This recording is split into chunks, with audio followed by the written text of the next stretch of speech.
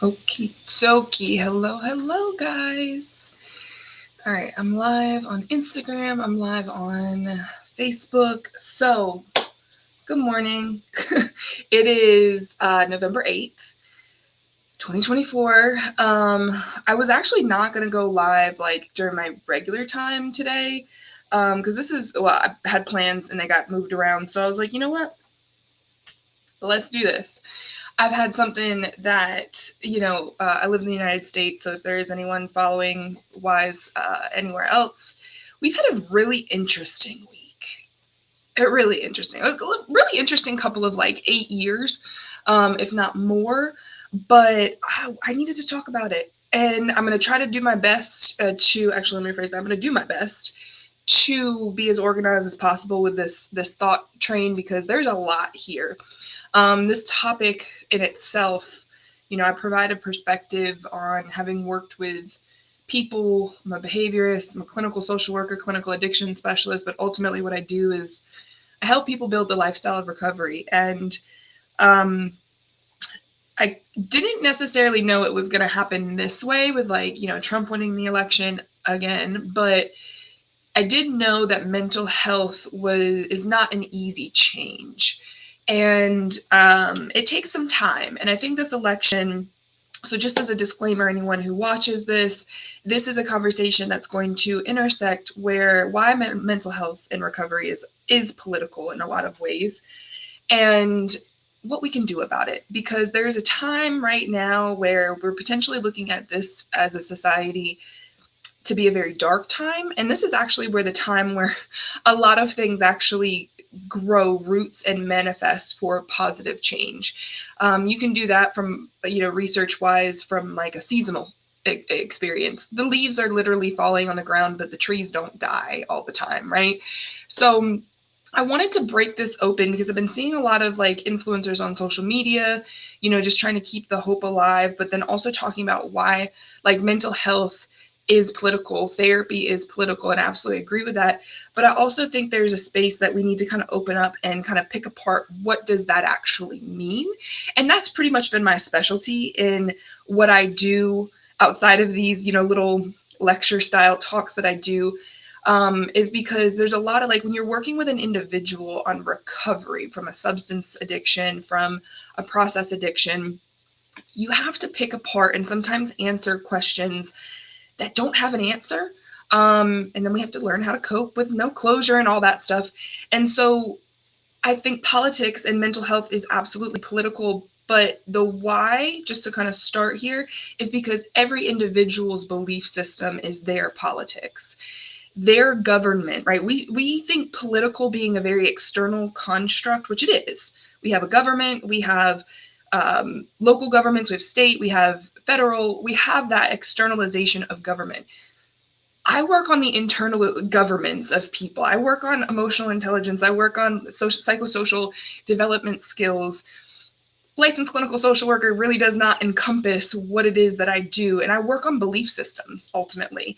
And so I think when we talk, the first point we have to realize when we talk about mental health is political is because we're all projecting our own belief system outward to support what we have an externalized construct of in what we know as politics. This is why small talk is never really great for me because I go beneath the surface. I go through, people's experiences and that does include some people who support Trump. So I have I would say, a unique perspective, as we all do, of the world.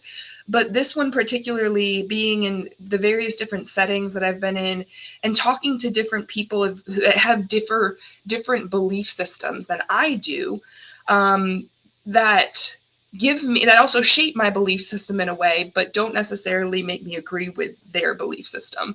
And that's actually a really tricky process. And if you've known me long enough, that's kind of what I talk about is like, how do I protect my own perspective from the influence and the exposure to other people, and knowing and staying aligned with my values, staying aligned with the outcomes that I want to see. So I'm going to go through a couple of those points today about why we need to consider mental health as political, but not necessarily from the outside for the in.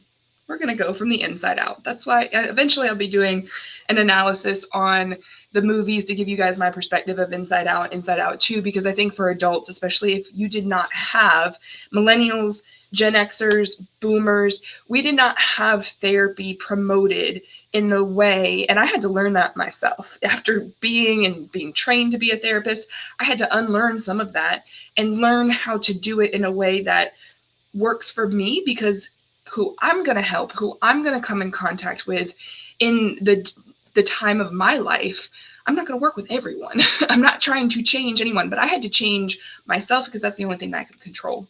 So my first point generally being is that the politics that we see externally are just a projection of what we see internally. And this is where I want to, like, I've said it before, I'll say it again, and I will repeat myself and become a broken record if I have to. Thank you, Mom, for, reminding me that you did not like that, but I have to do that, is because we can't educate people if we're not educated. And obviously some educated people are not educated on the internal stuff that goes on.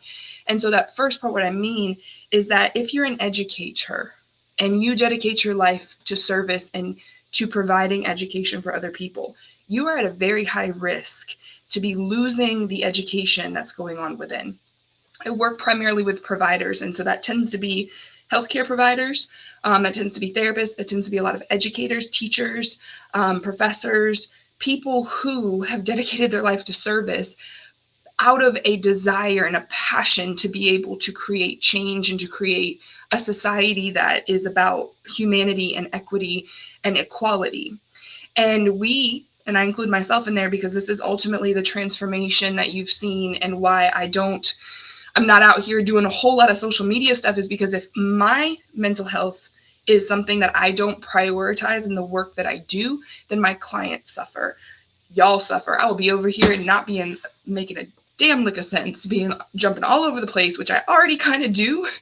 And so I have to reel that in and be able to practice what I preach, which is really freaking hard sometimes. Today was a prime example, but because I'm not going to get on a tangent, I have trained myself at this point in my brain after learning, and applying brain health, the relationship with food, learning my emotions, everything that my program ultimately promotes, is that I've been able to give myself a small, basically I use the metaphor like bumpers. I grew up in the Northeast, so bowling alleys down here, y'all don't really have that, like those blow up tube bumpers. Y'all have like wrought iron bumpers.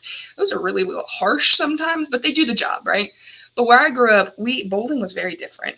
It was candlestick bowling with a very small ball, no like 3 holes, put your hands in, like your fingers in the ball, and the bumpers that we have in life were like these blue, what's the word? Bubble-like blow-up bumpers, right? And I like the symbolism of that because when we talk about boundaries, which is a really complex psychological understanding of ourselves, is that the wrought iron bumpers compared to the blow-up plastic bumpers provide a lot more cushion. And when it comes to personality, when it comes to the psychology of personality, flexibility is a must. And you have to choose that. And if you can't, and what prevents that, if you make that choice, you can choose flexibility, you can choose grace. But if you're not choosing it, why? So then that's the brain health, and that's usually the fight or flight response that has to be learned to be regulated and re-regulating the central nervous system. But then you got to start looking at what are the thoughts and the belief systems that were already there of a person who has experienced what they've experienced in life to get to a point where they can't make rational, well-rounded decisions. And how does that particularly influence a political election? So one of my first points here I'm going to say is therapy is about learning yourself, understanding. So trauma-informed just means that we have, as a clinician, we have a better insight to what trauma does to the mind, to the body, and ultimately the spirit. But that trauma-informed also allows us to not only just know the impact, but how to be prepared for it a little bit more. And this is a lot of work. This is why therapy can take a long time. But I also don't think it has to. Another conversation for another time. But it really comes down to learning emotional bias. And so when we talk about what this election has been, and if people are reeling with the idea of like, do these people support Trump? Why do they support Trump? And I'm not speaking for all Trump supporters, and I'm sure if this ever makes it somewhere where Trump supporters see it, I will see a slew of comments that I'll have to go through with a fine-tooth comb to really understand more. But I do have clients who do support Trump. And I have been able to have conversations with them over the years to try to better understand why. And then I also make my own observations based off of like why they're seeing me for therapy as correlations as to why they choose Trump as an electoral candidate versus any other. And it's not just about Kamala. We can call it out for being racism, misogynistic, and I think that absolutely is true. But then that's also a very generalized, heavy term that people are scared of. So this emotional bias thing is on both sides. This week has been kind of a heavy week in therapy sessions because a lot of my clients did not vote for Trump. And if anything, they were and experienced a lot of their trauma in life by someone who Trump represents in their history. It's not about Trump, it's about the personality construct that ultimately influences why people support other delegates than him. And that personality type is one that it's really complicated. Like when we talk about healing, when we talk about doing things, learning emotional bias is extremely important because you have to bring back your choice from knowing the influence of how emotion literally fuels everything that we do. And then it creates feelings and thoughts and experiences that reinforce emotions being that primary presentation of someone's personality. And so this goes in both directions. This is where like I take the mask off Trump, take the mask off Kamala, take the mask off Jill Stein, take the mask off any politician and look at what their actions and say and how their behaviors speak, right? And so when we're talking about someone who is a little bit more left, independent, democratic, they are experiencing a bias towards Trump in a lot of ways that many Trump supporters will say like, oh, that's emotional, that's not based in fact. Both sides are saying the same thing. And a lot of the times you have to really lean back and really understand your own inner engineering to realize, okay, I have this belief system because of this experience. I'm okay with it being emotional. Choose the emotion. There's some days where I'm like, and today was one of them, when things don't go my way, I'm like, done, out. My automatic reaction is sometimes to be like, no, this is not happening. And I had to go back and I'm like, okay, heart's racing, sweating, like what is going on? So that's my stress response indicator that I have emotion in the driver's seat, and that's okay. We're not ripping that out and be like, you can't be emotion, because then leads to another consequence. But I had to choose to remember. So when we talk, I'm just going to tie into being trauma informed, is that what we know about trauma is that it's what happens in the body, not necessarily what happens to us a lot of times. That is a traumatic event, but trauma is stored in the body. And so I had to go through my own inventory of like, why am I irritable? Like, why do I really feel like I need to push this and cast this person, off into the abyss of like no man's land?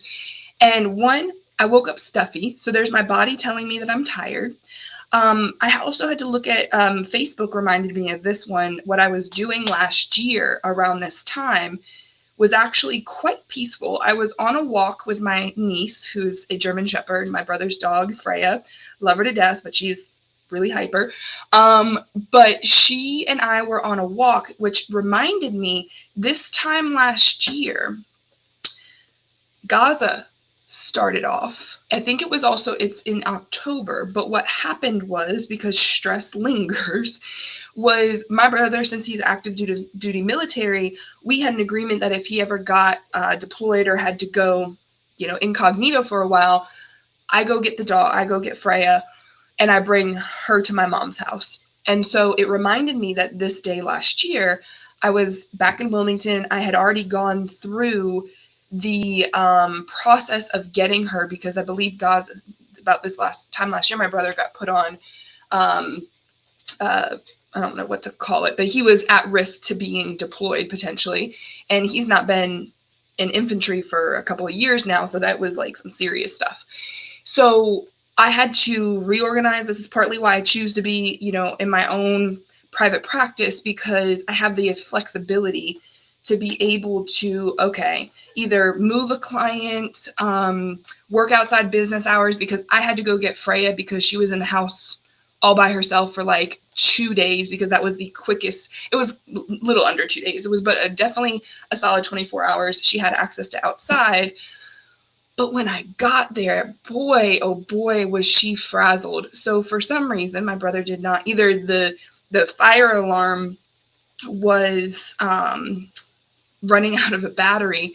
So Freya was hearing that beeping and had no person around her to calm her down. So I get there and she's on 120 out of 10. And I literally am getting the chills right now talking about it again. That is not trauma. Like, when we are still stuck in not understanding what trauma is, we can't really understand its true impact. And it literally affects me to this day. It's only been a year. So I have to be prepared around this time of the year to have more of a higher level of irritability. Sometimes, not all the time. I don't need to reinforce it, but I need to be prepared for it. I don't need to anticipate it. I need to be prepared. So then that way I can kind of like, okay, I took a moment before coming on this live because I could feel the tears welling up, because that's just my body's way of expressing emotion. Let alone do we want to add on to like, okay, I've got 9 days and it'll be another 1-year anniversary of TJ's death, who, if y'all watch, it's just been an emotional month. So y'all could sit here and go like, oh, she's a woman and that's because they're emotional. And I'm going to be like, heck yeah, that's exactly why we have a mental health issue, is because, one, just that statement, if it were to happen, puts me in a defense of having to defend my humanity. To be like, oh, and this is where if I compare it to Kamala Harris and the feedback she's gotten, why it would be so angry a lot of women, and especially women of color, is that if you even show a little bit of emotion, then you get cast off as an unstable person, generally, right? And so the fact that I have a platform to be able to, let's pick this apart, because this can't keep happening. And a lot of it is because other people, and it's not just men, because there's other women as well, who are conditioned to not actually include emotion in their lives, completely shut down at the presence of someone else's. And that's why we can't have conversations about politics at the dinner table. That's why we can't have conversations.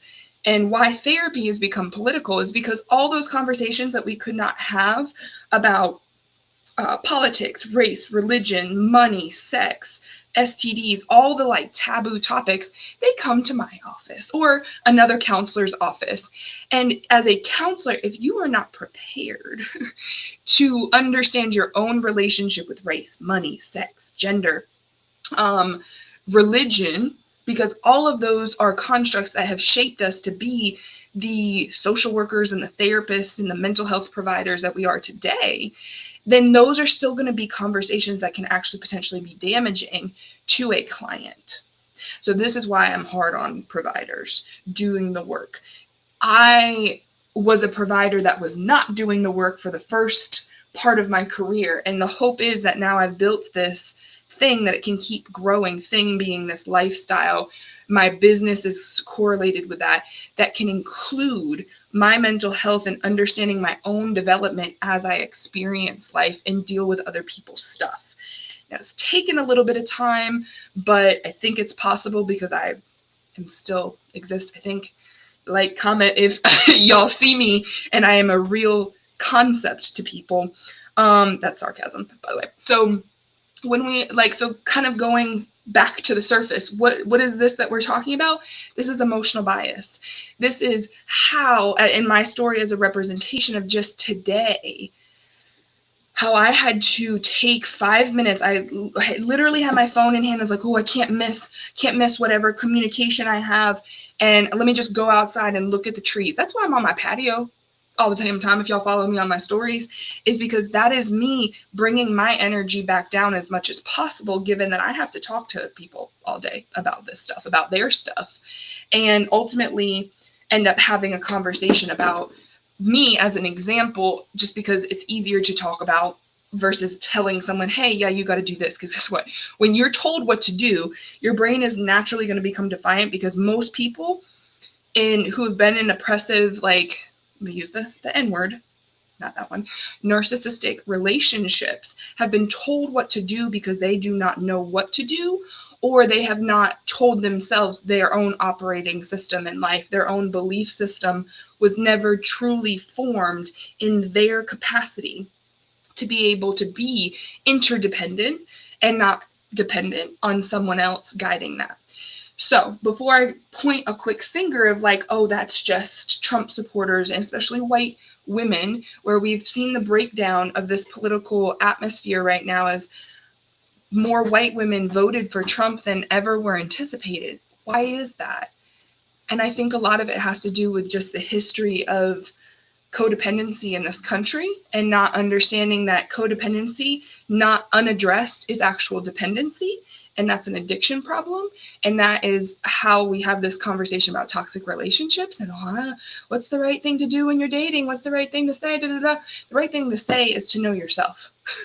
The right thing comes from knowing your own boundaries, knowing your own values, and knowing how to infuse emotion into the words that you use. So then that way they're not becoming off like passive aggressive. I started out as a classic passive aggressive communicator, and I still have it because I'm still working through that. But not all passive aggressive communication is bad. Sarcasm and comedy would not exist if we were not passive aggressive with intention. So I learned how to hopefully communicate and offset some of the imbalance of me being a very emotional person but not knowing how to communicate it well, because communication is really more about identification, interpretation, and if I want to stay with this I theme, intention. Identification, interpretation, and intention of the words that you use that come into this sentence. And so when I offset, and you going back to my recovery story of when I offset my emotions and actually dealt with grief and dealt with that, my communication changed because I identified that, oh, I feel something. So instead of being like, oh, well, I'm just going to go handle that now, I was able to be like, look, I'm a little upset that this situation's happening, but I'm going to go handle it, and maybe we can have a conversation later. So I was able to restructure how I addressed uncomfortable scenarios and conversations, and was able to change the direction and the impact of my communication. So I identified how I felt. I interpreted also that emotion into what I needed to communicate. I was intentional with my communication, and therefore my impact was different. I didn't fundamentally change who I was. I just changed how I did things. So when we talk about why this is political, why mental health is political, it's because we have an internal political system that we have to identify. Our politicians are our emotions. They lie to us often, but they're not lying all the time. Hey, Cornelius. They're not lying all the time. They have to be interpreted. Just the same way as like if you're talking at a Republican and Trump person is like, and you're talking with them at an emotion, they can't interpret your experience from that communication. So emotional bias is that's pretty much all I do these days, is just pointing out the bias and helping people understand that interpretation of what emotions are supposed to do for you. And that is what goes into the overall healing.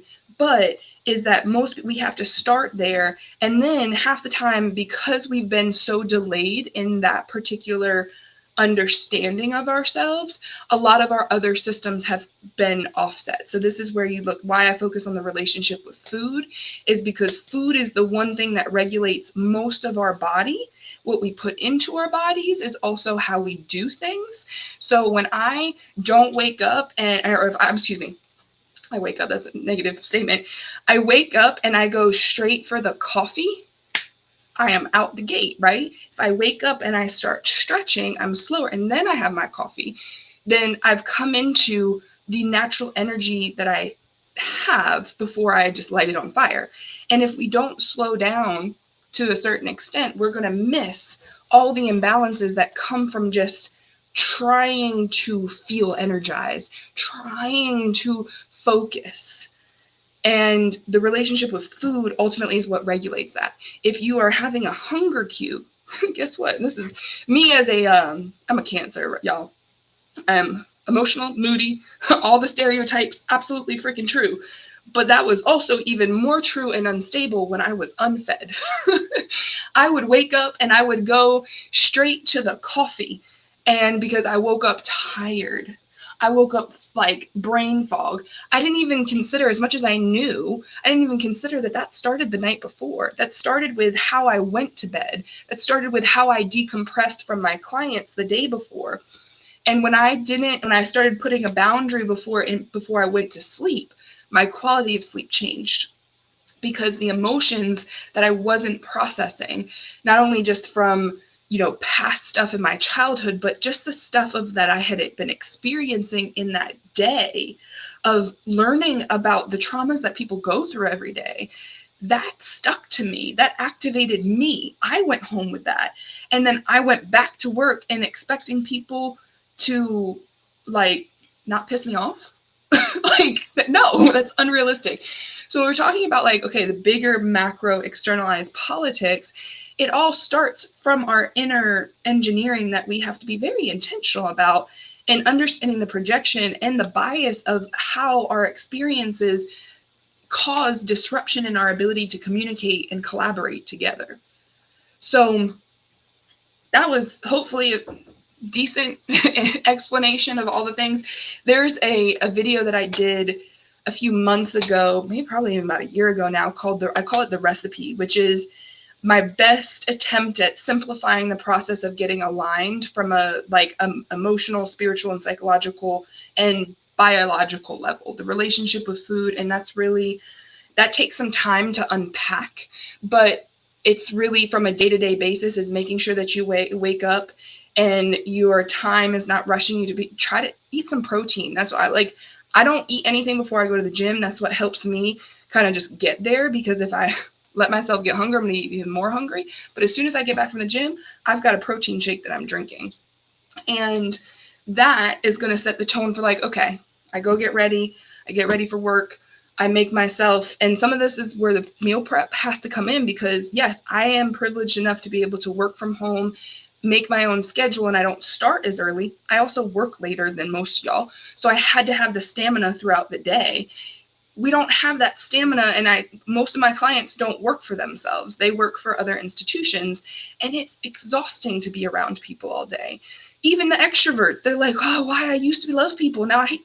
Yeah, because if your body is not fueled, you will not have the stamina to understand yourself at the end of the day and be able to decompress and it not carry over. Okay. So this is it's a systemic issue. So I wanted to just speak on that point of emotional bias. If you need to go deeper with that, that's why I've been developing my coaching program. And I help people understand that systemic issue, not only from their families, but for themselves through the relationship with food. DM me if you have questions about that, but that's the first point. For the people, just wanted to speak this out there of if you voted for Kamala and you were pro Kamala, you are not delusional for having hope. You are extremely courageous, and I'm really taking this from another therapist, influencer online, who made me realize this, but it also made me think of a quote that Theodore Roosevelt talked about, which I'm going to share in a moment, is that hope is somewhat delusional, but if you go ahead and account for your delusion, then you're a little bit more prepared on how it can influence your expectations. And it is extremely normal to feel that drop off when you don't get what it is that you were hopeful for, and how to process that, because it's a lot. It's a hormonal imbalance as well as a true experience. But you're not delusional for hoping. But unfortunately, I do think that this is a true sign, the outcome of this election was a true sign of the work that we all have to individually take responsibility for to recover and to be able to build the stamina to have the conversations with people to that literally stress us out, because those are the energetic vampires of these microaggressions. That everyone has a different presentation of them.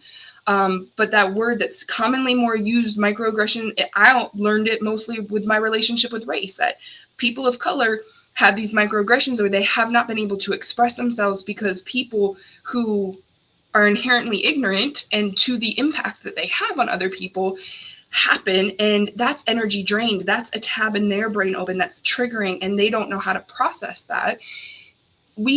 Everyone, this has nothing to do with race, it says everyone to do this. If we can't continue to build the stamina individually to have these conversations over the next 4 years, then this dark time will last longer. So this kind of feeds into my next point, which was, why did Trump get so many people out? Why did he even get the popular vote? And I've said this in my other talks before from a psychological perspective. It feels a lot like Stockholm Syndrome to me, just for me. Now, what I mean by that is the concept of Stockholm Syndrome is when a kidnappee, essentially, or of some sort, an oppressee, empathizes with the oppressor. And I see this dynamic often in my therapeutic work because trauma and drama go hand in hand. So if we are still experiencing a stress state, a trauma state, which happens intermittently in situations we cannot control, we just have to become more aware of it.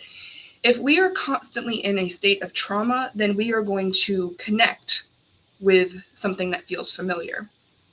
Same way that mostly women voted for Kamala. We have an association, we have an attraction to representation. A woman is going to be there. She's showing us it's possible. It's there. But if we do not get used to the things, losing things that represent us, then we leave ourselves in a state of stress and trauma. And ultimately, we can easily become conservative. And I don't mean that in a political identifier. I mean it more in our energy. We will stop giving energy to something because it pisses us off. When those are those opportunities and those moments to build the emotional stamina that we need to actually be productive during, and with recognition that no, we don't always have to be productive. You got to pick and choose, because that's that internalized capitalism in us, right? But we can be productive in a state where an unpreferred, oppressive, narcissistic personality is in charge, and we can still thrive. And I think that is ultimately going to be what's necessary, is we have to do this political work for ourselves. And it's not just, if you're one that's already digging deep, I would just ask you maybe to take a pause with it. Maybe, because I know I do that. I'm like, I'm on my healing journey. I'm going to journal every day. I burn myself out on myself. And I look back and I'm like, I really should have just focused on breathing, staying in the moment as much as possible, and building trust with myself, which I already knew how to do. And I was still stuck in this perspective of more. I have to do more. And it's subtle. And you learn that over the time of just experiencing, and it's not that complicated.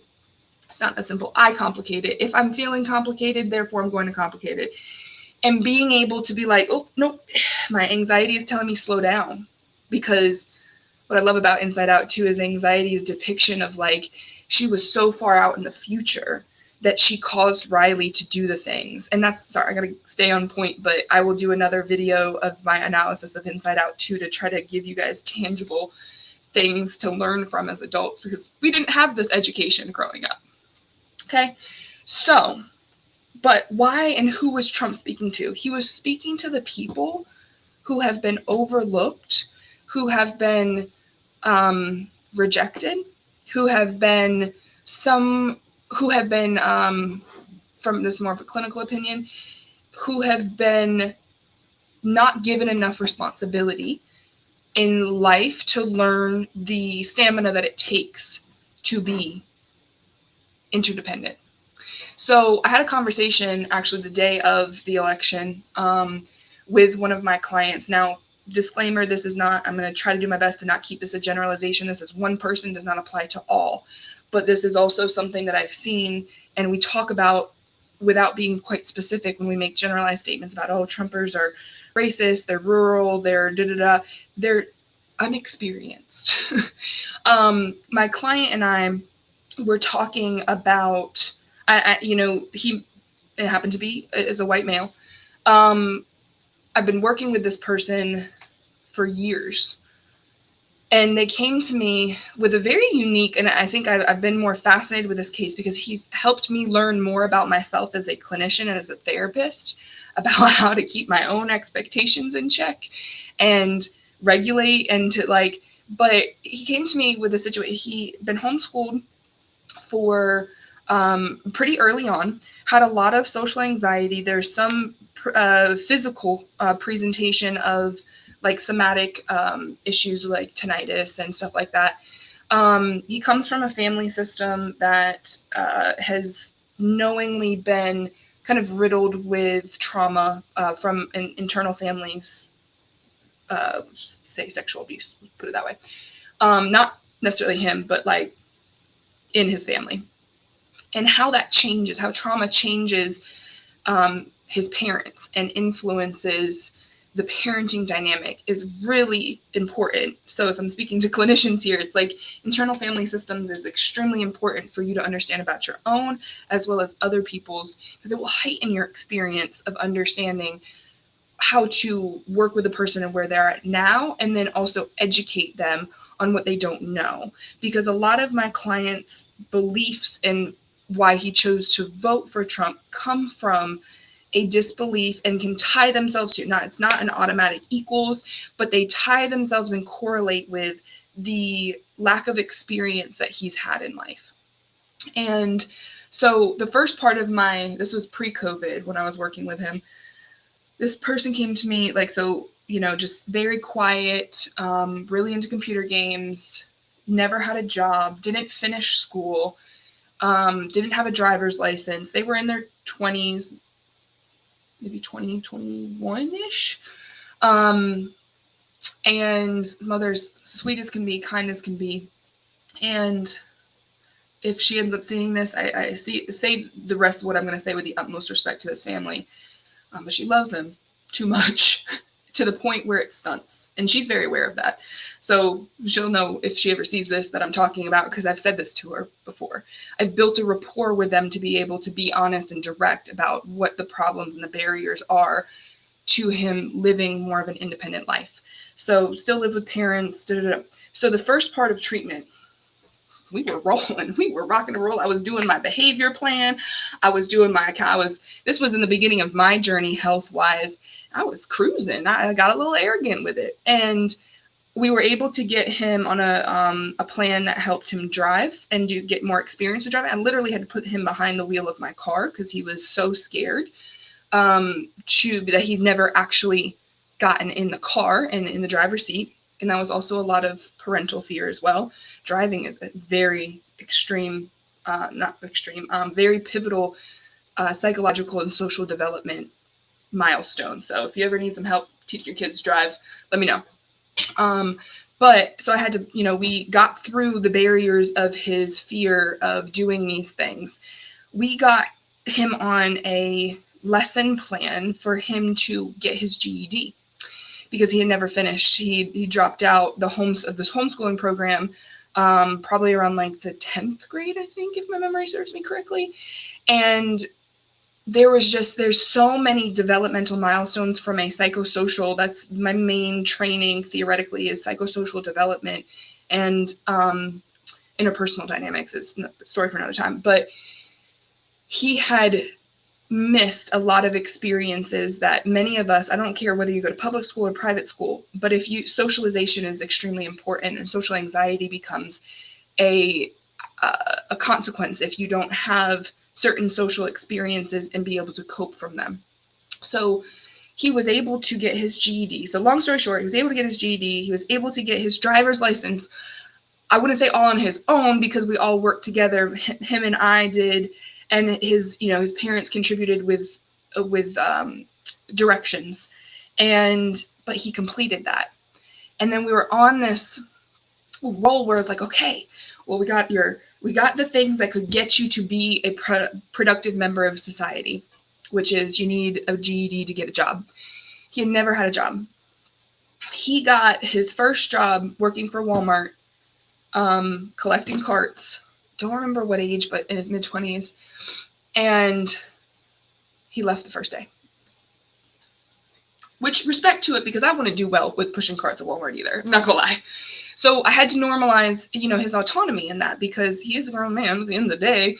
And I'm trying to teach him. I provided way more structure already from a parental standpoint, but I had to continue to motivate him. And then COVID happened, and honestly, that just threw everything to shit. But I'm telling you this case study because when you ask, like, why do Trump supporters support him?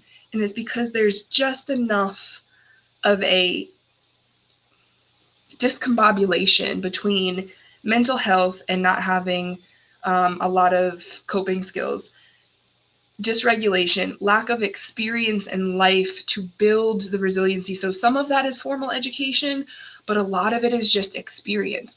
As someone who is formally educated but still struggled with their mental health, even with a master's degree, where my mental health recovered was when I stopped being afraid and I started being courageous and doing life with fear and through fear.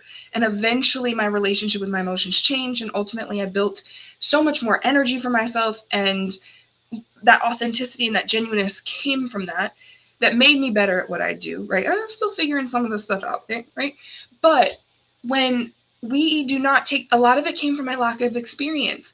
I experienced loss at a very early age, growing up in a divorced family, dealing with stress that I didn't know how to cope with. That's why the relationship with food is so important. And then I experienced, if you guys go watch another one of my videos, the one on breast cancer, awareness and mental health, you'll hear more of my stories. Like, from a young age, I became stunted in the social aspects of my life because I couldn't cope with them.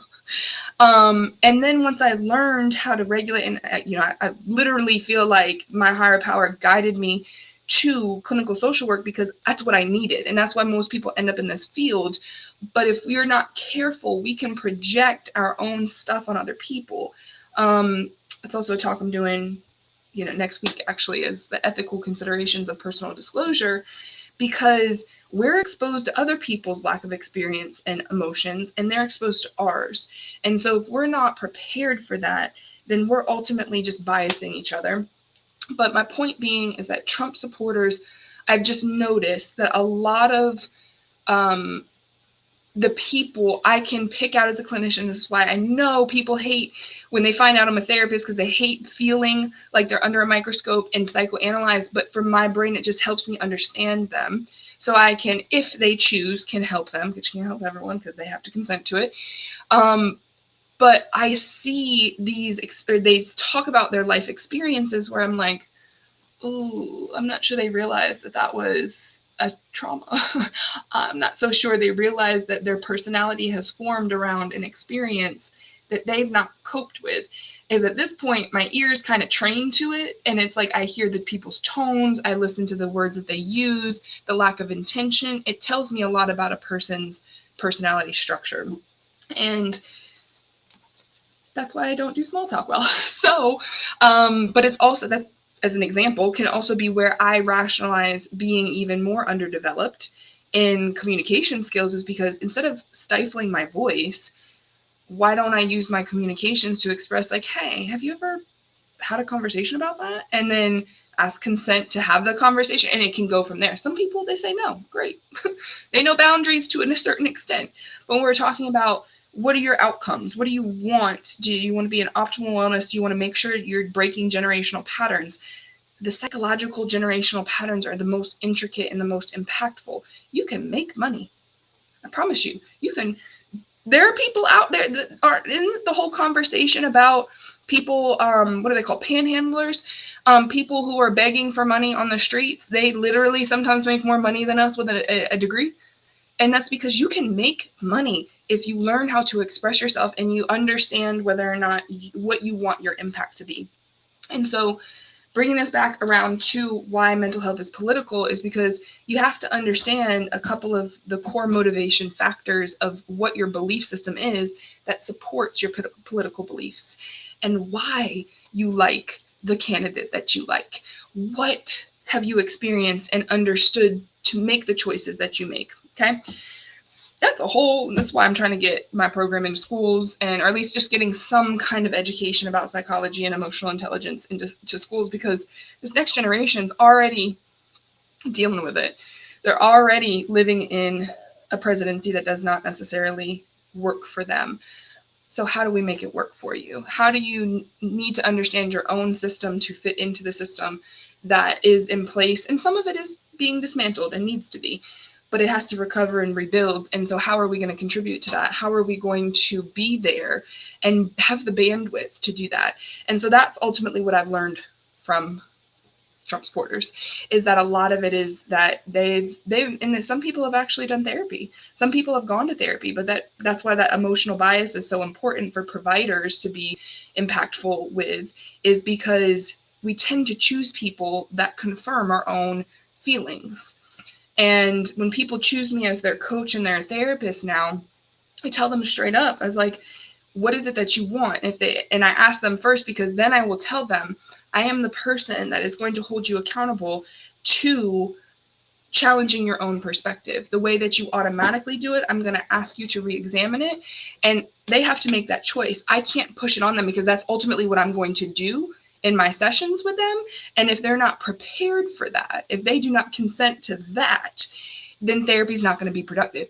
If you're not selling yourself as I don't want this to become a business talk to my clinicians, but if you are not cognizant of your own style, of your own confidence, of all this from the get-go, and tell people as part of the informed consent of that we all have our clients sign anyway, which is sometimes things will get worse before they get better, and you have to do that, you have to peel back this stuff, then you will fall prey to not being effective. You won't necessarily, I was scared of teaching people mindfulness skills because I hated the way that it felt to calm down. And I was not as impactful because I wasn't communicating effectively. I wasn't addressing my own brain and my stress levels that cloud that. And so when we talk about mental health political, it's not just because people are triggered, it's because they have a lot of internal work to do, and that does not discriminate between the client and the patient. Patient health is provider health, and provider health is patient health. And that's a whole conversation for another time, but that's ultimately kind of wrapping up. Why do people support Trump? Well, a lot of it comes from them not having experience.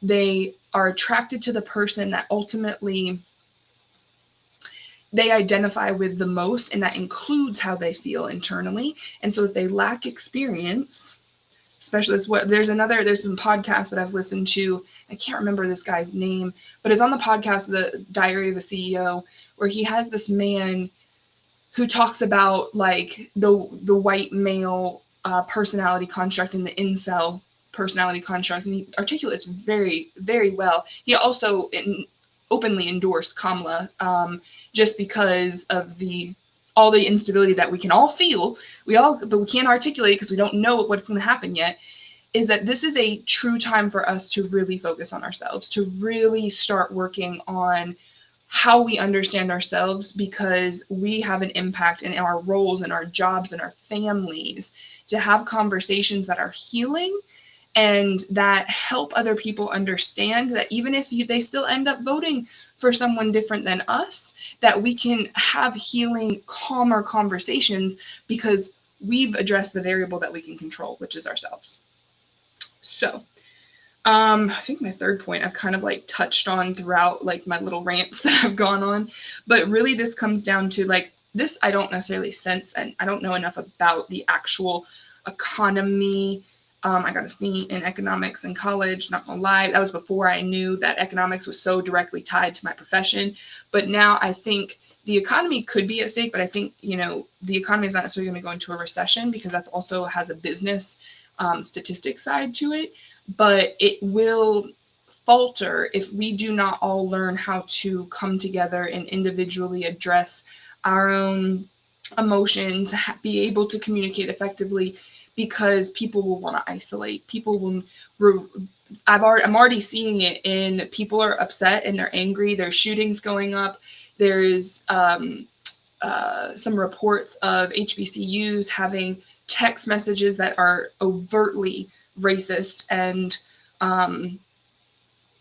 I don't really actually have the word to describe it right now. Just the chill runs down my, but like, we have perceivingly regressed in just a matter of 2 days, 3 days, from this, because we're going to start to see people come out of the woodworks, have a platform to be themselves, and you have to be able to accept them exactly where they are, because there is hope, and we will have to continue to educate everyone. And it's not just you focusing and being all in on educating one person.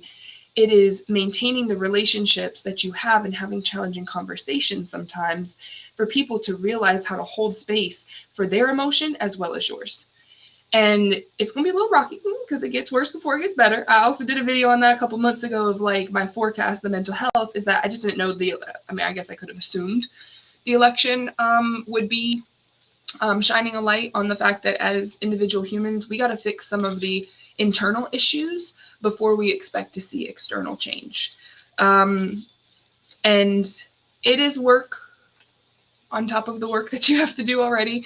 But I really do try to, I feel like now that I've refined my purpose a little bit more, and I'm still learning to do that, my purpose is to help people understand the perspective of how to bring recovery into their lives, to make it work for the life that you've already built. Because my life was already built on all of this stuff that I've been through, and it does influence, how it changed my life. I have a lot of great things going on in my life right now that also scare the crap out of me, because I'm like, dang, when the things that you dream about and that you ask for, when they show up, they're like, oh God, this is overwhelming. And I have to be able to receive that, or else I can send myself into my own frenzy.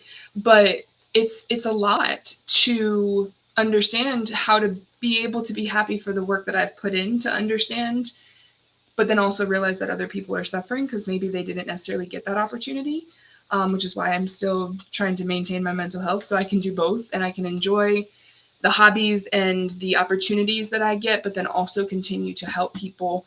Because honestly, when I was all in on helping people, I was the most unhealthy version of myself. And balance is, a little bit off every single day, but ultimately it comes down to, it's not just putting your mask on first all the time. It's doing it more so you can provide more opportunities to help other people for the long term. And once you understand neuroscience and how the brain and the central nervous system work a little bit more, it starts to be a little bit easier to understand. There's a book that it's really, y'all, it was heavy for me to even listen to, but it's a great representation. There's actually two. Dopamine Nation is one of them that understand the brain science behind addiction, but it is actually very focused on a addiction case study, but very well written by a psychologist, I believe. The other really kind of science, like, I don't want to say psychobabble, but academic reading is called Thinking Fast, Thinking Slow. And that book, it taught me really just how to change my narrative around how I educate people on a heavy topic such as neuroscience. And I could tell people the different parts of the brain. I kind of skip over that unless they really need that. And I really just go down to slow and fast. And I outlined that in one of my other videos called Fast and Slow, from a lecture standpoint, just to help people simplify the process. It's not quite like, neuroscience for dummies, because you're not a dummy, but you have to become your own self-educator so you can understand how to, if you choose. Not everyone has to educate and deal with Trump supporters. You have every right to not speak to them, to cut them out of your timeline. I just unfortunately have not had that luxury because my profession brings a human being to me. And I keep forgetting to check the chat. Okay, sorry, I don't have anything serious. My profession brings a person to me. I have to see them for what they are, to understand who they are. But their political beliefs have not been something that I turn people away for, because they still have a central nervous system that has to be regulated and experiences to understand. So I really try to keep these talks under an hour. I am right there at that, but I had to get this out of my head, as well as some other things, but that was just kind of what was weighing on me since this election has happened. I'm actually kind of glad that we have some accountability to do this work, but I will respect that the time is not necessarily like to move forward like with haste. This is a time to recoup and to recover from a very, get some rest. I even, like I said at the beginning, I woke up with a little stuffiness. So it's like, ooh, that's my indicator. Like, I need to take some time. I need to rest. I need to be outside. Need to check my air filter, because just making sure. I need to vacuum. I'm allergic to my own cat, y'all, and I've been so busy. I've vacuumed, but it's like I need to make sure that I really do the things that make me get back to my own physical best, because getting sick it's debilitating sometimes, especially when you run your own business. And so I really hope you guys take this next couple of days to rest and recoup. And, come January is going to be a very impactful time for us to start learning how to have those conversations. So I do have my program out there. Please DM me if you have any questions. It is a self-guided program, but there is accountability built into it to help with just the busyness of this time. We're going into the holiday season. It's a stressful time. It's a lot of time to make a lot of barriers for ourselves and being available for ourselves. Time, you got presents to buy, you got meals to bake and prepare. I don't want to call them excuses, because we all have things that are very real in our life that are challenging to prioritize health or productivity. But we just take it slow, and we sometimes have to slow down and deconstruct some of those patterns. And there's really no wrong choice. Anyways, point being, I got to keep this under an hour. My goal is not to get to an hour. I'm still at 57 minutes. So hopefully this hour of things to consider helped understand a little bit more about from why my delusion of hope still stands, that this is the time where a lot of the work that is much needed gets done, because we didn't get what we wanted. So you guys have a great rest of your Friday. Get some rest, get outside. It's supposed to be actually a pretty nice weekend in North Carolina, so I'm hoping that weather otherwise, but if not, sit under your blankets, get cozy, nap, and then also prepare for your week, and versus dread it and resist it. So you guys have a great Friday. I will be back soon with either updates or perspective that hopefully I think helps the general public understand and be validated with their own experiences. Have a great weekend.